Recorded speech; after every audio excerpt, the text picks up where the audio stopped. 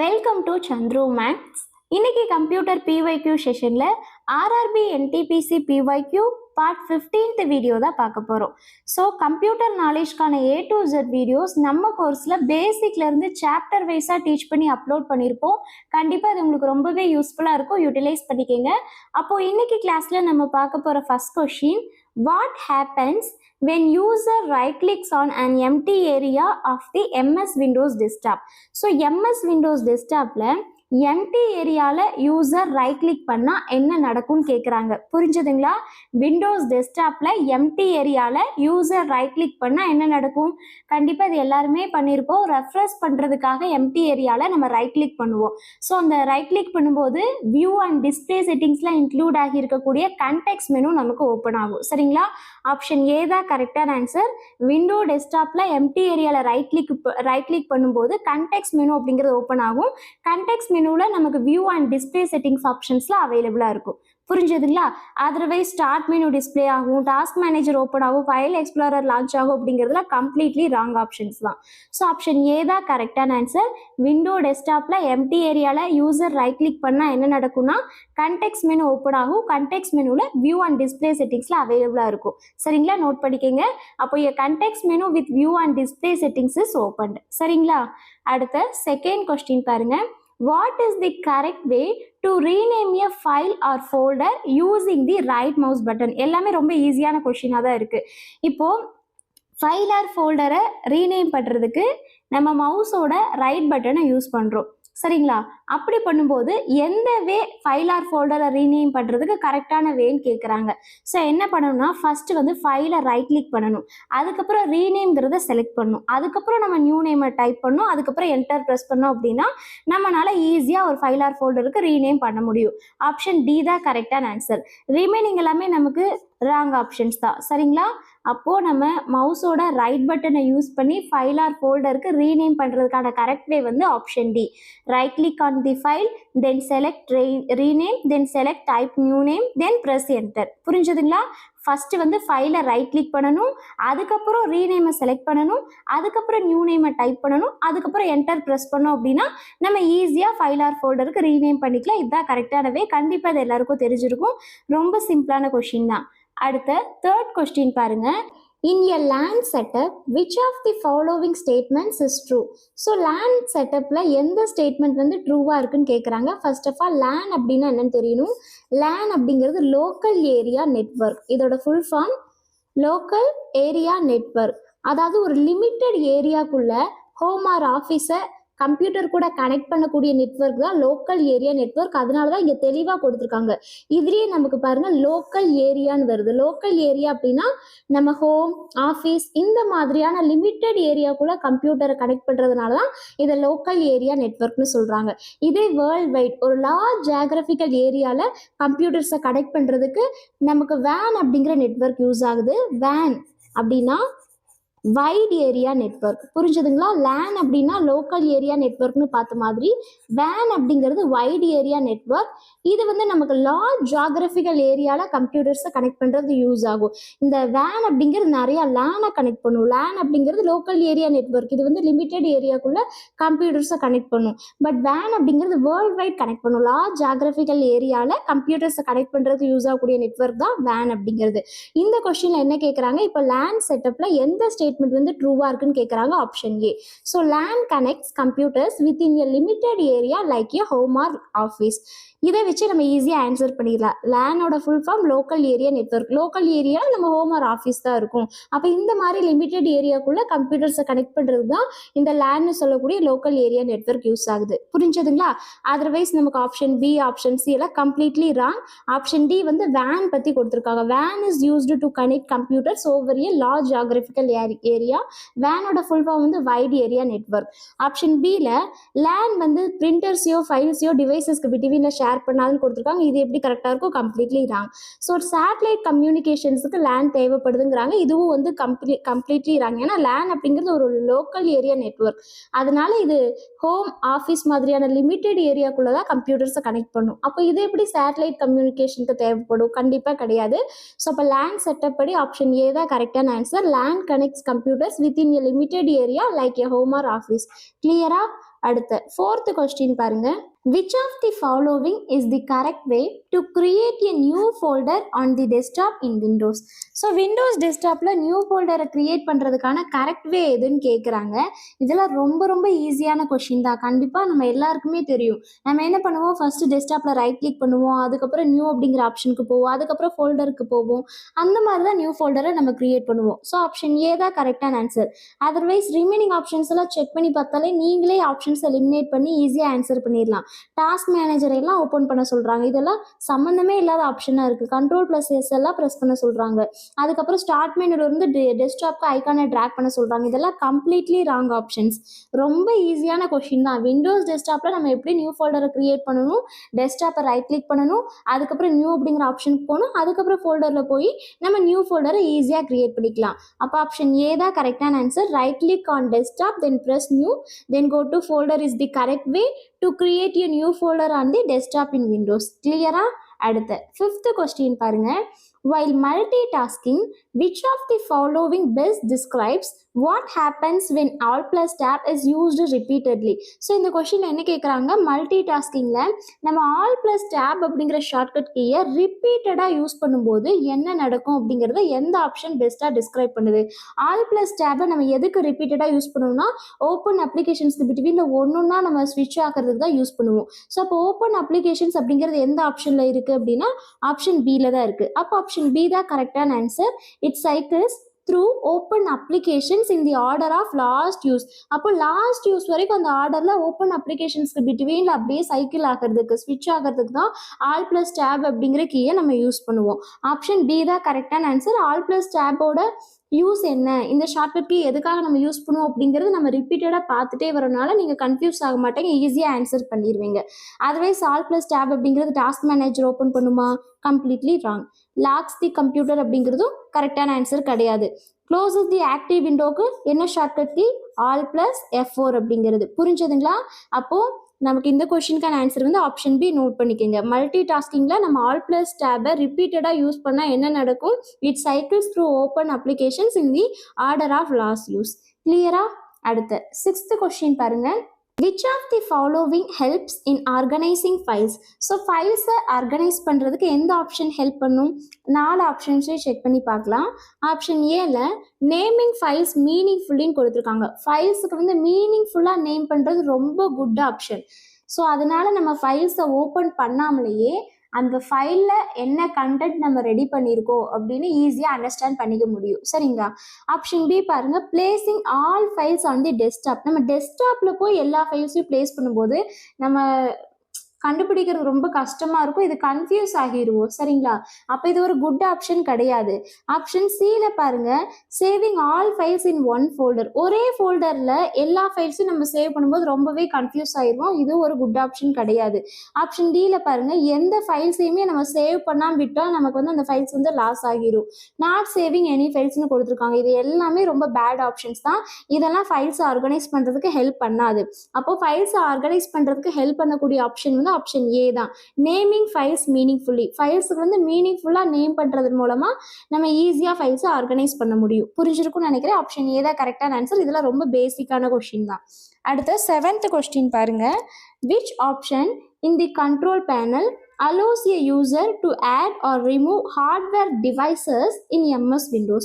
So MS Windowஸில் hardware டிவைசஸை add பண்ணுறதுக்கும் அல்லது ரிமூவ் பண்ணுறதுக்கும் யூசரை கண்ட்ரோல் பேனலில் இருக்கக்கூடிய எந்த ஆப்ஷன் அலோவ் பண்ணுதுன்னு கேட்குறாங்க. இவங்களே தெளிவாக ஹார்ட்வேர் டிவைசஸ்ன்னு கொடுத்துட்டாங்க. ஸோ ஹார்ட்வேர் டிவைசஸ்க்கும் நெட்வொர்க் அண்ட் ஷேரிங் சென்டருக்கும் ஏதாவது ரிலேட் ஆகுதான்னா கண்டிப்பாக கிடையாது. செக்யூரிட்டி அண்ட் மெயின்டெனன்ஸுக்கு ஏதாவது ரிலேட் ஆகுதான்னு கேட்டால் கிடையாது. சிஸ்டம் அண்ட் செக்யூரிட்டிக்கு ரிலேட் ஆகுதான்னு கேட்டால் கிடையாது. டிவைசஸ்ன்னு கொடுத்துட்டாங்க. அப்போ டிவைஸ் மேனேஜர், நமக்கு கண்ட்ரோல் பேனலில் டிவைஸ் மேனேஜர் அப்படிங்கிற இந்த ஆப்ஷன் தான் ஹார்ட்வேர் டிவைசஸை நம்ம ஆட் பண்ணுறதுக்கும் ரிமூவ் பண்ணுறதுக்கும் யூசரை அலோவ் பண்ணுது. சரிங்களா? ஆப்ஷன்ஸ் இந்த மாதிரி ரீட் பண்ணி பார்த்து கொஞ்சம் நம்ம யோசிச்சாலே ஈஸியாக ஆன்சர் பண்ணிடலாம். இவங்களே தெளிவாக ஹார்ட்வேர் டிவைசஸ்ன்னு கொடுத்துட்டாங்க. அப்போ டிவைஸ் மேனேஜர் அப்படிங்கிற ஆப்ஷன் தான் ஹார்ட்வேர் டிவைசஸை ஆட் பண்ணுறதுக்கும் ரிமூவ் பண்ணுறதுக்கும் யூசரை அலோவ் பண்ணக்கூடிய ஆப்ஷன். புரிஞ்சுதுங்களா? So device manager option in the control panel allows a user to add or remove hardware devices in MS Windows. கிளியரா? அடுத்த 8th கொஸ்டின் பாருங்க. What does the abbreviation ASCII stand for? பாருங்க, ASCII ரொம்ப important நம்ம சொன்னோம். எத்தனை எக்ஸாம்ல இந்த கொஸ்டின் கேட்டிருக்காங்கன்னு. ASCIIயோட ஃபுல் ஃபார்ம் என்ன? American standard code for information interchange. Option B தான் கரெக்டான ஆன்சர். ரிமைனிங் ஆப்ஷன் எல்லாமே ராங். ஸோ இது ஒரு கேரக்டர் என்கோடிங் ஸ்டாண்டர்ட்னு பார்த்துருந்தோம். இதில் இன்னொரு விஷயம் நம்ம ப்ரீவியஸ் கிளாஸில் பார்த்துருந்தோம். டோட்டலாக 0 to 127 வரை இருக்கக்கூடிய 128 கேரக்டர்ஸை இது கோட் மூலமாக ரெப்ரசென்ட் பண்ணும். இது ரெப்ரசென்ட் பண்ணுறதுக்கு 7 பிட் கோடை யூஸ் பண்ணணும்னு பார்த்துருந்தோமா. பட் இப்போ எக்ஸ்டெண்டட் ASCIIன்னு ஒன்று கொண்டு வந்திருக்காங்க. ஸோ அதில் டோட்டலாக நமக்கு 256 கேரக்டர்ஸ் இருக்குது. அதை எப்படி ரெப்ரசென்ட் பண்ணணும்னா 8 பிட் கோடை யூஸ் பண்ணி ரெப்ரசென்ட் பண்ணணும். ஸோ புரிஞ்சிருக்கும்னு நினைக்கிறேன். இதில் 0 to 31 வரைக்கும் இருக்கிறது வந்து கண்ட்ரோல் கேரக்டர்ஸ் அல்லது நான் பிரிண்டபிள் கேரக்டர்ஸ்னு சொல்லுவாங்க. 32லேருந்து 126 வரை இருக்கிறது பிரிண்டபிள் கேரக்டர்ஸ்னு சொல்லுவாங்க. 127th கேரக்டர் வந்து டெலிட் கேரக்டர் அப்படிங்கிறது. சரிங்களா? அப்போ ASCIIயோட ஃபுல் ஃபார்ம் American standard code for information interchange. புரிஞ்சிருக்கும்னு நினைக்கிறேன். அடுத்த 9th கொஸ்டின் பாருங்க. Which of the following is the function of the central processing unit in a computer? So கம்ப்யூட்டரில் CPU சென்ட்ரல் ப்ராசஸிங் யூனிட்டோட ஃபங்க்ஷன் என்னன்னு கேட்குறாங்க. என்ன பண்ணும்? இது டேட்டாவை ப்ராசஸ் பண்ணும். ஸோ டேட்டாவை ப்ராசஸ் பண்ணுறது பற்றி எந்த ஆப்ஷனில் கொடுத்துருக்காங்கன்னா ஆப்ஷன் பியில் கொடுத்துருக்காங்க. ஆப்ஷன் பி தான் கரெக்டான ஆன்சர். இது வந்து டேட்டாவை ப்ராசஸ் பண்ணும் அண்ட் கம்ப்யூட்டரில் இருக்கக்கூடிய எல்லா பார்ட்ஸோட ஆப்ரேஷன்ஸையுமே கண்ட்ரோல் பண்ணக்கூடியது. சரிங்களா? ஆப்ஷன் பி தான் கரெக்டான ஆன்சர். நோட் பண்ணிக்கோங்க. கம்ப்யூட்டரில் சென்ட்ரல் ப்ராசஸிங் யூனிட்டோட ஃபங்க்ஷன் என்ன? It processes data and controls operations of all parts of the computer. கம்ப்யூட்டரோட எல்லா பார்ட்ஸோட ஆப்ரேஷன்ஸுமே இந்த CPU தான் கண்ட்ரோல் பண்ணும் அண்ட் டேட்டாவை ப்ராசஸ் பண்ணும். அதர்வைஸ் ரிமைனிங் எல்லாமே இது வந்து பிரிண்டர்ஸ் அண்ட் மானிட்டர்ஸ்க்கு அவுட்புட்டை சென்ட் பண்ணும் அப்படிங்கிறது அல்லது யூசர் ஃபைல்ஸை பெர்மனெண்ட்டாக ஸ்டோர் பண்ணும் அப்படிங்கிறது. பெர்மனெண்ட்டாலாம் CPU ஸ்டோரே பண்ணாது. இதெல்லாம் வந்து கம்ப்ளீட்லி ராங் ஆப்ஷன்ஸ். ஆப்ஷன் டியில் பாருங்கள். இது வந்து இன்புட்டை ரிசீவ் பண்ணுது. கீபோர்ட் அண்ட் மவுஸ்ல இருந்து இன்புட்டை ரிசீவ் பண்ணுன்னு கொடுத்துருக்கோம். இது எல்லாமே ராங் ஆப்ஷன்ஸ் தான். ஸோ கம்ப்யூட்டரில் சிபியூவோட பிரைமரி ஃபங்க்ஷன் என்ன? டேட்டாவை ப்ராசஸ் பண்ணும் அண்ட் கம்ப்யூட்டரில் கனெக்ட் ஆகி இருக்கக்கூடிய எல்லா பார்ட்ஸோட ஆப்ரேஷன்ஸையும் கண்ட்ரோல் பண்ணும். ஸோ ஆப்ஷன் பி தான் கரெக்டான answer. It processes data and controls operations of all parts of the computer is the function of the central processing unit in a computer. புரிஞ்சதுங்களா? அடுத்து 10th கொஸ்டின் பாருங்க. What does the abbreviation PCB stand for in operating systems? So operating சிஸ்டம்ஸில் PCB இது எதை குறிக்குதுன்னு கேட்குறாங்க. PCB அப்படிங்கிற abbreviation எதை குறிக்குதுங்கிறாங்க. PCBயோட ஃபுல் ஃபார்ம் வந்து ப்ராசஸ் கண்ட்ரோல் பிளாக். இதுலேயே நமக்கு ஆன்சர் இருக்கும். ப்ராசஸை கண்ட்ரோல் பண்ணக்கூடிய ஒரு பிளாக் தான் PCB அப்படிங்கிறது. அதாவது ஒரு ப்ராசஸ் பற்றிய A to Z இன்ஃபர்மேஷன் இந்த ப்ராசஸ் கண்ட்ரோல் பிளாக் தான் ஸ்டோர் பண்ணும். ஃபார் எக்ஸாம்பிள், ப்ராசஸோட ஐடி, ஒரு ரன்னிங் ப்ராசஸோட ஐடி, அந்த ப்ராசஸ் என்ன ஸ்டேட்டில் இருக்குது, ரெடி ஸ்டேட்டில் இருக்கா அல்லது ரன்னிங் ஸ்டேட்டில் இருக்கா அல்லது வெயிட்டிங் ஸ்டேட்டில் இருக்கான்னு அந்த ப்ராசஸோட ஸ்டேட் அண்ட் ப்ராசஸ் பற்றிய இன்ஃபர்மேஷன் எல்லாமே இதுதான் ஸ்டோர் பண்ணும். மெமரி இன்ஃபர்மேஷன், ஸ்கெடியூலிங் இன்ஃபர்மேஷன், இந்த மாதிரி ஒரு ப்ராசஸ் பற்றி A to Z இன்ஃபர்மேஷன் எல்லாத்தையும் ஸ்டோர் பண்ணி வைக்கக்கூடிய ஒரு டேட்டா ஸ்ட்ரக்சர் தான் ப்ராசஸ் கண்ட்ரோல் பிளாக் அப்படிங்கிறது. OS யூஸ் பண்ணக்கூடிய ஒரு முக்கியமான டேட்டா ஸ்ட்ரக்சர். ஏன் அப்படின்னா ப்ராசஸ் ரன் ஆகிறது தான் நமக்கு ரொம்ப இம்பார்ட்டன்ட். அந்த ப்ராசஸ் ரன் ஆகிட்டு இருக்கும்போது ப்ராசஸ் பற்றிய முழு இன்ஃபர்மேஷனுமே இந்த ப்ராசஸ் கண்ட்ரோல் பிளாக் தான் ஸ்டோர் பண்ணும். அப்போ OS யூஸ் பண்ணக்கூடிய ஒரு முக்கியமான டேட்டா ஸ்ட்ரக்சர் தான் ப்ராசஸ் கண்ட்ரோல் பிளாக். சரிங்களா? எல்லா இன்ஃபர்மேஷனுமே இந்த ப்ராசஸ் கண்ட்ரோல் பிளாக் தான் ஸ்டோர் பண்ணும். ப்ராசஸ் ஐடி, ஸோ ப்ராசஸோட state and memory information, scheduling information, CPU ரெஜிஸ்டர்ஸ்னு சொல்லிட்டு ஒரு ப்ராசஸோட A to Z இன்ஃபர்மேஷனுமே ப்ராசஸ் கண்ட்ரோல் பிளாக் தான் ஸ்டோர் பண்ணும். இந்த கொஸ்டின் என்ன கேட்குறாங்க? ஆப்ரேட்டிங் சிஸ்டமில் PCBயோட ஃபுல் ஃபார்ம் கேட்குறாங்க. Process control black. இதுக்கு முன்னாடி கம்ப்யூட்டர் பொறுத்து PCB அப்படிங்கிறது எதை குறிக்குதுன்னு நம்ம ஆல்ரெடி ஒரு கொஸ்டின் பார்த்துருந்தோம். கம்ப்யூட்டரில் PCB அப்படிங்கிறது பிரிண்டட் சர்க்கியூட் போர்டை குறிக்குதுன்னு பார்த்துருந்தோம். இது வந்து இந்த பிரிண்டட் சர்க்கியூட் போர்டு அப்படிங்கிறது நம்ம மொபைலில், லேப்டாப்பில் அண்ட் எலக்ட்ரானிக் டிவைசஸ்லாம் பேஸ் சிப்பாக இந்த போர்டை யூஸ் பண்ணுவோம். க்ரீன் கலரில் இந்த போர்டு இருக்கும். ஸோ இது வந்து நமக்கு வயர்ஸுக்கு பதிலாக காப்பர் ட்ராக்ஸ் மூலமாக காம்பனன்ட்ஸை கனெக்ட் பண்ணுதுன்னு பார்த்துருந்தோம். சரிங்களா? PCB அப்படிங்கிறது நம்மளே இந்த சிப் பார்த்துருப்போம். க்ரீன் கலரில் லேஸாக இருக்கும். இது வந்து வயர்ஸுக்கு பதிலாக ஸோ கண்டக்டிவ் ட்ராக்ஸ்னு சொல்லக்கூடிய காப்பர் ட்ராக்ஸ் மூலமாக கம்ப்யூட்டர்ஸை கனெக்ட் பண்ணக்கூடிய டிவைஸ். ஸோ இந்த பிசிபியோட ஃபுல் ஃபார்ம் வந்து கம்ப்யூட்டரை பொறுத்து பிரிண்டட் சர்க்யூட் போர்ட். பட் ஓஎஸ்ல இந்த பிசிபி அப்படிங்கிறது எதை குறிக்குதுன்னா ப்ராசஸ் கண்ட்ரோல் பிளாக் அப்படிங்கிறது. ஸோ ரெண்டுக்கும் டிஃப்ரென்ஸ் உங்களுக்கு புரிஞ்சிருக்கும்னு நினைக்கிறேன். அப்போ நமக்கு ஓஎஸ்ல பிசிபி என்ன ஃபங்க்ஷன் பண்ணுது அப்படின்னா ஒரு ப்ராசஸ்க்கு தேவையான எல்லா இன்ஃபர்மேஷனையுமே ஸ்டோர் பண்ணுது. சரிங்களா?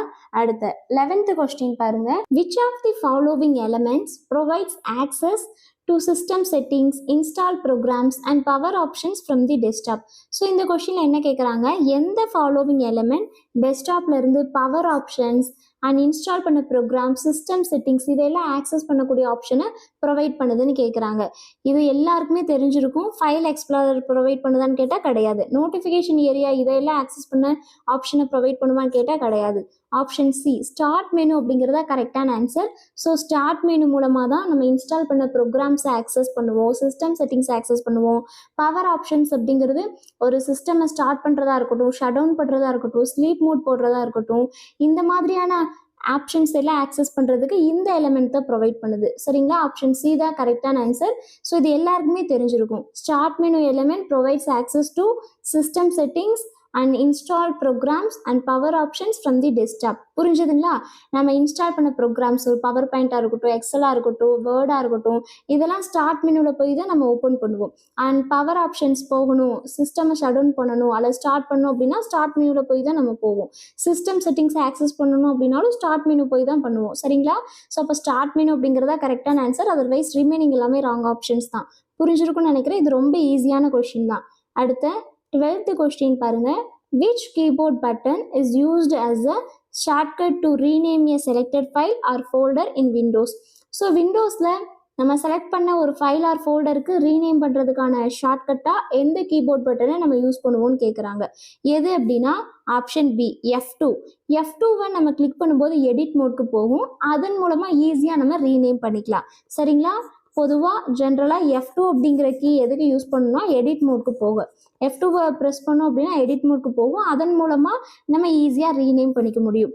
ஸோ F5 அப்படிங்கிறது ரெஃப்ரெஷ்காக யூஸ் பண்ணுவோம். சரிங்களா? கண்ட்ரோல் அப்படிங்கிறது நமக்கு தனியாக ஒர்க் ஆகாது, இது மாடிஃபையர் கீ. ஸோ எஸ்கேப் அப்படிங்கிறதும் கிடையாது. நம்ம ஃபைல் ஆர் ஃபோல்டரை செலக்ட் பண்ணி ரீநேம் பண்ணணும் அப்படின்னா அதுக்கு ஷார்ட்கட்டாக F2 அப்படிங்கிற ஃபங்க்ஷன் கீயை யூஸ் பண்ணிக்கலாம். So F2 keyboard button is used as a shortcut to rename a selected file or folder in Windows. அடுத்த 13th கொஸ்டின் பாருங்க. What does Ctrl+F help users to do? So Ctrl+F அப்படிங்கிற shortcut key யூசர்ஸ்க்கு எதை செய்ய help பண்ணுதுன்னு கேட்குறாங்க. Ctrl+F அப்படிங்கிறது ஃபைண்டுக்காக நம்ம use பண்ணுவோம். ஸோ ஃபைண்ட் அப்படிங்கிறது எந்த ஆப்ஷனில் இருக்குன்னா ஆப்ஷன் பி சியில் இருக்குது. அப்போ ஆப்ஷன் ஏவையும் டியும் நம்ம எலிமினேட் பண்ணிடலாம். ஆப்ஷன் பியில் என்ன சொல்கிறாங்க, find a file on the desktop. So டெஸ்க்டாப்பில் ஒரு ஃபைலை ஃபைண்ட் பண்ணுறதுக்கு Ctrl+F ஹெல்ப் பண்ணுதுங்கிறாங்க. இது கம்ப்ளீட்லி ராங். ஏன் அப்படின்னா நம்ம டெஸ்க்டாப்பில் ஃபைலை எப்படி ஃபைண்ட் பண்ணலான்னா சர்ச் பாரை யூஸ் பண்ணி ஃபைண்ட் பண்ணலாம். புரிஞ்சதுங்களா? Ctrl+F யூஸ் பண்ணி சர்ச் பண்ண முடியாது. Ctrl+F அப்படிங்கிறது நம்ம ஒரு டாக்குமெண்ட் அல்லது வெப்பேஜ்லேருந்து ஒரு டெக்ஸ்ட்டை ஃபைண்ட் பண்ணுறதுக்காக தான் யூஸ் பண்ணுவோம். பர்டிகுலராக ஒரு டெக்ஸ்ட்டை வந்து நான் கண்டுபிடிக்கணும், நம்ம ஒரு டாக்குமெண்ட் ரெடி பண்ணிகிட்டு இருக்கோம் அப்படின்னா அதில் நிறைய வேர்ட்ஸ் இருக்குது, அதில் பர்டிகுலராக ஒரு வேர்ட் மட்டும் எனக்கு தெரியணும், அதை மட்டும் நான் கண்டுபிடிக்கணும் அப்படின்னா தான் Ctrl+F அப்படிங்கிற ஷார்ட்கட்க்கு யூஸ் பண்ணணும். அதர்வைஸ் டெஸ்க்டாப்பில் ஃபைலை ஃபைண்ட் பண்ணுறதுக்கு நம்ம சர்ச் பாரில் போய் தான் ஃபைண்ட் பண்ணணும். புரிஞ்சதுங்களா? ஸோ ஆப்ஷன் சி தான் கரெக்டான ஆன்சர். நோட் பண்ணிக்கிங்க. Ctrl+F அப்படிங்கிறது யூசருக்கு எதை பண்ண ஹெல்ப் பண்ணுதுன்னா ஃபைண்ட் டெக்ஸ்ட் இன் தி current document R web page. Current document அல்லது வெப் பேஜ்ல இருந்து டெக்ஸ்ட்டை ஃபைண்ட் பண்ணுறதுக்கு தான் Ctrl+F அப்படிங்கிற ஷார்ட்கட்க்கு யூசர்ஸ்க்கு ஹெல்ப் பண்ணுது. புரிஞ்சிருக்கும்னு நினைக்கிறேன். அடுத்த 14th கொஸ்டின் பாருங்க. Which of the following is the correct method to create a new folder using the file menu in Windows 7? So Windows 7ல ஃபைல் மெனுவை யூஸ் பண்ணி ஒரு நியூ ஃபோல்டரை கிரியேட் பண்ணுறதுக்கான கரெக்ட் மெத்தட் என்ன? ஃபஸ்ட்டு வந்து நம்ம கம்ப்யூட்டரை ஓப்பன் பண்ணும். அதுக்கப்புறம் நமக்கு தேவையான டிரைவ்க்கு லோக்கல் டிரைவ் டியா இயா சியா எந்த டிரைவ் போகணுமோ அதுக்கு போகணும். அதுக்கப்புறம் ஃபைலை கிளிக் பண்ணும். அதுக்கப்புறம் then go to new, then go to folder. So option A தான் கரெக்டான ஆன்சர். ரிமைனிங் எல்லாமே நமக்கு ராங் ஆப்ஷன்ஸ் தான். நம்ம Windows 7ல ஃபைல் மெனுவை யூஸ் பண்ணி ஒரு நியூ ஃபோல்டரை க்ரியேட் பண்ணுறதுக்கான கரெக்ட் மெத்தட் என்ன? ஃபஸ்ட்டு நம்ம கம்ப்யூட்டர் ஓப்பன் பண்ணிவிட்டு அதுக்கப்புறம் நமக்கு தேவையான டிசைர் டிரைவை ஓப்பன் பண்ணும். அதுக்கப்புறம் அந்த ஃபைலை கிளிக் பண்ணும். அதுக்கப்புறம் நியூ அப்படிங்கிற ஆப்ஷனை கிளிக் பண்ணி அதுக்கப்புறம் ஃபோல்டரை கிளிக் பண்ணி தான் ஒரு நியூ ஃபோல்டரை நம்ம க்ரியேட் பண்ண முடியும். ஆப்ஷன் ஏ தான் கரெக்டான answer. Open computer, then go to open design type, then go to click on file, then click on file, then go to new, then go to folder is the correct method to create a new folder using the file menu in Windows 7. சரிங்களா? அடுத்து 15th question பாருங்க. You want to create a file called notes.txt. which tool would you use? இப்போ note.txt அப்படின்னு சொல்லிட்டு ஒரு ஃபைலை நம்ம create பண்ண நினைக்கிறோம். அதுக்கு எந்த டூலை யூஸ் பண்ணணும்னு கேட்குறாங்க. ஆப்ஷன்ஸ் செக் பண்ணி பார்க்கலாம். விண்டோஸ் மீடியா பிளேயர் மூலமாக நோட்ஸை நம்ம கிரியேட் பண்ண முடியுமா? கண்டிப்பாக முடியாது. அதே மாதிரி பெயிண்ட் மூலமாக கிரியேட் பண்ண முடியுமானா முடியாது. கால்குலேட்டர் மூலமாக கிரியேட் பண்ண முடியுமானா முடியாது. ஈஸியான கொஷின் தான். நோட் பேடை யூஸ் பண்ணி தான் நம்ம வந்து ஒரு ஃபைலை கிரியேட் பண்ணுவோம், notes.txtனு. அப்போ ஆப்ஷன் சி தான் கரெக்டான ஆன்சர். புரிஞ்சதுங்களா? ஸோ நோட் பேட் அப்படிங்கிற டூலை யூஸ் பண்ணி தான் notes.txt அப்படிங்கிற ஒரு ஃபைலை நம்ம கிரியேட் பண்ண முடியும். இதில் ஈஸியான கொஷின் தான். அடுத்து 16th கொஸ்டின் பாருங்க. which of the following are main subsystems of the central processing unit? So CPU central processing யூனிட்டோட மெயின் சப்சிஸ்டம்ஸ் எது பாருங்க. ஆப்ஷன் ஏல arithmetic unit, memory unit and output யூனிட்னு கொடுத்துருக்காங்க. இது கிடையாது. ஆப்ஷன் பியில் logic unit, input unit and storage யூனிட்னு கொடுத்துருக்காங்க. இதுவும் கிடையாது. ஆப்ஷன் சி தான் கரெக்டான answer. Control unit, arithmetic unit and logic unit இதுதான் சிபியூவோட மெயின் சப்சிஸ்டம்ஸ். கண்ட்ரோல் யூனிட் அப்படிங்கிறது ரொம்பவே முக்கியம். அதுதான் இன்ஸ்ட்ரக்ஷன்ஸ் அண்ட் டேட்டாவை ஃப்ளோ பண்ணுறதை கண்ட்ரோல் பண்ணக்கூடியது. அரித்மெட்டிக் யூனிட் வந்து அரித்மெட்டிக்கல் ஆப்ரேஷன்ஸை பெர்ஃபார்ம் பண்ணும். லாஜிக் யூனிட் வந்து லாஜிக்கல் ஆப்ரேஷன்ஸை பெர்ஃபார்ம் பண்ணும். அப்போ சென்ட்ரல் ப்ராசஸிங் யூனிட்டோட மெயின் சப்சிஸ்டம்ஸ் வந்து control unit, arithmetic unit and logic unit. கிளியரா? அதர்வைஸ் ரிமைனிங் எல்லாமே நமக்கு ராங் ஆப்ஷன்ஸ் தான். அடுத்த 17th கொஸ்டின் பாருங்க. Software Technology Parks of India is a premier S&T organization under which of the following ministries of the government of India? So இந்த question என்ன கேட்குறாங்கன்னா, STPI அப்படிங்கிறதோட ஃபுல் ஃபார்ம் வந்து software technology parks of India. இது ஒரு முக்கியமான S&T organisation. S&T ஆர்கனைசேஷன்னா science and technology organisation. இது கவர்மெண்ட் ஆஃப் இந்தியாவோட எந்த மினிஸ்ட்ரிக்கு கீழே வருதுன்னு கேட்குறாங்க. ஸோ எந்த மினிஸ்ட்ரி கீழே வருதுன்னா மெய்டிக்கு கீழே வருது. அதாவது ministry of electronics and information டெக்னாலஜிக்கு கீழே தான் software technology parks of India வருது. இதை 1991 இன்ட்ரடியூஸ் பண்ணாங்க. எதுக்காகனா சாஃப்ட்வேரோட எக்ஸ்போர்ட் வளர்ச்சிக்காக. புரிஞ்சதுங்களா? 1991 தான் சாஃப்ட்வேர் டெக்னாலஜி பார்க்ஸ் ஆஃப் இந்தியாவை இன்ட்ரடியூஸ் பண்ணியிருக்காங்க. ஸோ இந்த மெய்டி பற்றி சில இம்பார்ட்டன்ட் பாயிண்ட்ஸ் நம்ம தெரிஞ்சுக்கலாம். எக்ஸாம்ஸ்க்கு ரொம்ப யூஸ்ஃபுல்லாக இருக்கும். Ministry of electronics and information technology இதுதான் மெய்டியோட ஃபுல் ஃபார்ம். இது எப்போ இன்ட்ரடியூஸ் பண்ணாங்கன்னா 19 ஜூலை 2016 இன்ட்ரடியூஸ் பண்ணாங்க. ஸோ அதுக்கு முன்னாடி இது வந்து இயர்லியராக ministry of communication and information டெக்னாலஜியோட ஒரு பார்ட்டாக இருந்திருக்கு. அதுக்கப்புறம் தான் செப்பரேட்டாக 2016 ministry of electronics and information டெக்னாலஜின்னு இன்ட்ரடியூஸ் பண்ணாங்க. சரிங்களா? அண்ட் இதை பற்றி எந்தெந்த கொஷின்லாம் கேட்க வாய்ப்பு இருக்குன்னா, மெய்டி வந்து எந்த திட்டத்தை செயல்படுத்துச்சு அப்படின்னு கேட்பாங்க. ஸ்கில் இந்தியாவா, டிஜிட்டல் இந்தியாவா, ஸ்டார்ட் அப் இந்தியாவா, மேக் இன் இந்தியாவான்னு கேட்பாங்க. ஸோ மெய்டி வந்து டிஜிட்டல் இந்தியாவை லான்ச் பண்ணுச்சு. சரிங்களா? Digital India. அண்ட் இன்னொரு முக்கியமான கொஸ்டின் என்னன்னா, இந்தியாவோட ஏஐ மிஷின் எந்த மினிஸ்ட்ரியோட தொடர்புடையதுன்னு கேட்பாங்க. இந்தியாவோட ஏஐ மிஷின் எந்த மினிஸ்ட்ரியோட தொடர்புடையது அப்படின்னா ministry of electronics and information technology. And நம்ம யூஸ் பண்ணக்கூடிய ஆதார் கார்டு இருக்குல்ல, அந்த ஆதார் டெக்னாலஜி இந்த மினிஸ்ட்ரிக்கு கீழே தான் வருது. சரிங்களா? ஆதார் டெக்னாலஜி அதோட அசோசியேட்டான ஒரு ministry of electronics and information technology. So இந்த ஆதார் டெக்னாலஜியை யார் வழங்குனாங்க, எந்த அமைப்பு வழங்குனாங்க அப்படின்னு கேட்பாங்க. UIADI. இது மோஸ்ட்லி எல்லாருக்கும் தெரிஞ்சிருக்கும். இதோட ஃபுல் ஃபார்ம் வந்து unique identification authority of India. இதை நோட் பண்ணிக்கோங்க. UIADIயோட ஃபுல் ஃபார்ம் வந்து unique identification authority of India. And இந்தியாவோட நேஷ்னல் சூப்பர் கம்ப்யூட்டிங் ப்ரோக்ராம் எந்த மினிஸ்ட்ரியோட தொடர்புடையதுன்னு கேட்பாங்க. இந்தியாவோட national super computing program so எந்த மினிஸ்ட்ரியோட தொடர்புடையது அப்படின்னா ministry of electronics and information technology, மெய்டியோட தொடர்புடையது தான். ஆதார் டெக்னாலஜி எதோட தொடர்புடையது அப்படின்னா மெய்டியோட தொடர்புடையது. இந்தியாவோட ஏஐ மிஷின் எந்த மினிஸ்ட்ரியோட தொடர்புடையது அப்படின்னா மெய்டியோட தொடர்புடையது. ஸோ மெய்டி எந்த திட்டத்தை செயல்படுத்தினாங்க? டிஜிட்டல் இந்தியாவை. புரிஞ்சதுங்களா? இந்தியாவோட நேஷனல் சூப்பர் கம்ப்யூட்டிங் ப்ரோக்ராம் எதோட தொடர்புடையது அப்படின்னா மெய்டியோட தொடர்புடையது. Ministry of electronics and information டெக்னாலஜியோட தொடர்புடையது. அண்ட் இன்னொரு முக்கியமான விஷயம், சைபர் செக்யூரிட்டி, டிஜிட்டல் கவர்னன்ஸ், இதோட தொடர்பான அமைச்சகம் தான் மெய்டி அப்படின்னு சொல்லுவாங்க, ministry of electronics and information technology. புரிஞ்சதுங்களா? இந்தியாவோட செமிகண்டக்டர் அப்படிங்கிற மிஷின், இந்தியாவோட செமிகண்டக்டர் மிஷின் வந்து எந்த மினிஸ்ட்ரியோட தொடர்புடையதுன்னு கேட்பாங்க, ministry of electronics and information technology. So புரிஞ்சிருக்கும்னு நினைக்கிறேன். சில பாயிண்ட்ஸை நம்ம தெரிஞ்சுக்கலாம். சரிங்களா? அப்போ இந்த ministry of electronics and information technology 19 ஜூலை 2016 இன்ட்ரடியூஸ் பண்ணியிருக்காங்க. நமக்கு இந்தியாவோட AI mission and Aadhaar technology இதெல்லாம் இந்த மினிஸ்ட்ரி கீழே தான் வருது. இந்தியாவோட நேஷனல் சூப்பர் கம்ப்யூட்டிங் ப்ரோக்ராம் இந்த மினிஸ்ட்ரி கீழே தான் வருது. ஸோ ஆதாரை எந்த அமைப்பு வழங்கினாங்கன்னா UIADI அப்படிங்கிறது. UIADIயோட ஃபுல் ஃபார்ம் வந்து unique identification authority of India. இதோட மெயின் ஃபோக்கஸை என்ன?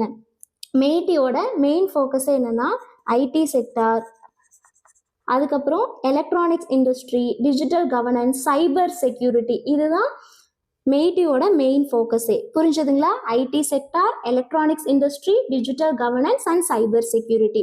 ஸோ இதை பற்றி சில இம்பார்ட்டன்ட் பாயிண்ட்ஸை தெரிஞ்சு வச்சுக்கிட்டோம் அப்படின்னா எக்ஸாம்ஸில் கேட்கும்போது ஈஸியாக ஆன்சர் பண்ணிடலாம். அதே மாதிரி software technology parks of India, இது ஒரு முக்கியமான SNT organisation, science and technology organisation. இது கவர்மெண்ட் ஆஃப் இந்தியாவோட எந்த மினிஸ்ட்ரி கீழே வருதுன்னா ministry of electronics and information technology கீழே வருது. அண்ட் இதை பற்றிய சில இம்பார்ட்டன்ட் பாயிண்ட்ஸை நோட் பண்ணிக்கோங்க. அடுத்து 18th கொஸ்டின் பாருங்க. Which shortcut key opens system settings quickly in Windows 10 or 11? So Windows 10 or 11ல குயிக்காக சிஸ்டம் செட்டிங்ஸை ஓப்பன் பண்ணுறதுக்கு எந்த ஷார்ட்கட் கீ யூஸ் ஆகுது? Windows+I. ஆப்ஷன் பி தான் கரெக்டான ஆன்சர். ஸோ நோட் பண்ணிக்கோங்க. சிஸ்டம் செட்டிங்ஸை ஓப்பன் பண்ணுறதுக்கான ஷார்ட்கட், குயிக்காக சிஸ்டம் செட்டிங்ஸை ஓப்பன் பண்ணுறதுக்கான ஷார்ட்கட் கீ என்னென்னா Windows+I. Windows+D இது எதுக்காக யூஸ் ஆகுதுன்னா டெஸ்க்டாப்பை ஷோ பண்ணுறதுக்கும் டெஸ்க்டாப்பை மினிமைஸ் பண்ணுறதுக்கும் Windows+D அப்படிங்கிற ஷார்ட்கட் கீ யூஸ் ஆகுது. Alt+F4 இது வந்து கரண்ட் அப்ளிகேஷன் அல்லது கரண்ட் விண்டோவை க்ளோஸ் பண்ணுறதுக்கான ஷார்ட்கட் கீ. இது நம்ம ரிப்பீட்டடாக பார்த்துட்டே தான் இருக்கோம், அதனால உங்களுக்கு கண்டிப்பாக தெரியும். Ctrl+Alt+Delete இது விண்டோஸ் செக்யூரிட்டி ஆப்ஷன்ஸை ஓப்பன் பண்ணுறதுக்கான ஷார்ட்கட் கீ. சரிங்களா? விண்டோஸோட செக்யூரிட்டி ஆப்ஷன்ஸை ஸ்க்ரீனில் ஓப்பன் பண்ணுறதுக்கான ஷார்ட்கட் கீ. ஸோ அப்போ நோட் பண்ணிக்கோங்க. இந்த கொஷினில் நமக்கு என்ன கேட்டிருக்காங்கன்னா Windows 10 or 11ல சிஸ்டம் செட்டிங்ஸை குயிக்காக ஓப்பன் பண்ணுற ஷார்ட்கட் கீ எதுன்னு கேட்டனால ஆப்ஷன் பி Windows+I அப்படிங்கிறது கரெக்டான ஆன்சர். Windows+D அப்படிங்கிறது டெஸ்க்டாப்பை ஷோ பண்ணுறதுக்கும் மினிமைஸ் பண்ணுறதுக்கும் யூஸ் ஆகக்கூடிய ஷார்ட்கட் கீ. Alt+F4 வந்து கரண்ட் விண்டோவை க்ளோஸ் பண்ணுது. Ctrl+Alt+Delete இந்த ஷார்ட்கட் கீ விண்டோஸ் செக்யூரிட்டி ஆப்ஷன்ஸை ஸ்க்ரீனில் ஓப்பன் பண்ணுறதுக்கு யூஸ் ஆகுது. ஸோ புரிஞ்சிருக்கும்னு நினைக்கிறேன். ஸோ அப்போ Windows+I shortcut key open system settings quickly in Windows 10 or 11. சரிங்களா? அடுத்த 19th கொஸ்டின் பாருங்க. What happens when you double click and icon on the desktop? இப்போ நம்ம டெஸ்க்டாப்ல ஒரு ஐகானை டபுள் கிளிக் பண்ணும்போது என்ன நடக்கும்னு கேட்குறாங்க. என்ன நடக்கும்? அது ஓப்பன் ஆகும். ஸோ ஆப்ஷன் டி தான் கரெக்டான ஆன்சர். அதர்வைஸ் டாஸ்க் பார்க்கு போகும், அல்ல டெலீட் ஆகும், விண்டோ மினிமைஸ் ஆகும் அப்படிங்கிறதுலாம் completely wrong. It opens the application or file. நம்ம ஒரு அப்ளிகேஷன்லையோ அல்லது ஃபைலையோ டபுள் கிளிக் பண்ணோம் அப்படின்னா அது வந்து ஓப்பன் ஆகும். ஸோ டெஸ்க்டாப்பில் நம்ம ஒரு ஐக்கானை டபுள் கிளிக் பண்ணும்போது அது என்ன நடக்கும்? அப்ளிகேஷன் அல்லது ஃபைலை வந்து ஓப்பன் பண்ணும். ஆப்ஷன் டி தான் கரெக்டான ஆன்சர். நோட் பண்ணிக்கோங்க. It opens the application or file when you double click and icon on the desktop. இது எல்லாருக்குமே தெரிஞ்ச ரொம்ப பேசிக்கான கொஷின் தான். அடுத்த லாஸ்ட் கொஷின் பாருங்க. 20th question. Which of the following is an example of secondary memory? So secondary மெமரிக்கு example எதுன்னு கேட்குறாங்க. நமக்கு ஆப்ஷன் ஏல கேஷ் மெமரி, ஆப்ஷன் பியில் RAM, option C hard disk, option D ரோம்னு கொடுத்துருக்காங்க. பார்த்தா நம்மளே ஈஸியாக ஆன்சர் பண்ணிடலாம். ஹார்ட் டிஸ்க் அப்படிங்கிறது தான் செகண்டரி மெமரி. அதர்வைஸ் நமக்கு ரோம், ரேம், கேஷ் மெமரி இது மூணுமே ப்ரைமரி மெமரி தான். சரிங்களா? ஆப்ஷன் டியில் கொடுத்துருக்காங்கல்ல ரோம், இதுவும் ப்ரைமரி மெமரி தான். ரேமும் ப்ரைமரி மெமரி தான். கேஷ் மெமரியும் ப்ரைமரி மெமரி தான். ஆப்ஷன் சியில் கொடுத்துருக்க ஹார்ட் டிஸ்க் மட்டும் தான் செகண்டரி மெமரி. ஸோ அப்போ hard disk is an example of secondary memory. புரிஞ்சிருக்கும்னு நினைக்கிறேன். பட் ரேம் கேஷ் மெமரி வந்து வாலட்டைல் மெமரி, ரோம் அப்படிங்கிறது நான் வாலட்டைல் மெமரி. ரேம்லையும் கேஷ் மெமரிலையும் ஸ்டோர் ஆகி இருக்கக்கூடிய டேட்டா எல்லாமே பவர் ஆஃப் ஆனால் எரேஸ் ஆகிரும். பட் ரோமில் ஸ்டோர் ஆகி இருக்கக்கூடிய டேட்டா வந்து பவர் ஆஃப் ஆனாலும் எரேஸ் ஆகாது. அதனால ரோமை வந்து நான் வாலட்டைல் மெமரின்னு சொல்லலாம். நான் வாலட்டைல் மெமரியாக இருந்தாலும் ரோம் வந்து பிரைமரி மெமரி தான். ரோம், ரேம், கேஷ் மெமரி இதெல்லாம் பிரைமரி மெமரி சிஸ்டமில் இருக்கும். ஹார்ட் டிஸ்க் அப்படிங்கிறது நம்ம எக்ஸ்டர்னலாக கனெக்ட் பண்ணியிருப்போம். இது வந்து செகண்டரி மெமரி. புரிஞ்சிருக்கும்னு நினைக்கிறேன். அப்போ இந்த கிளாஸில் நம்ம 20 கொஷின்ஸ் கம்ப்ளீட் பண்ணிட்டோம். Thank you all.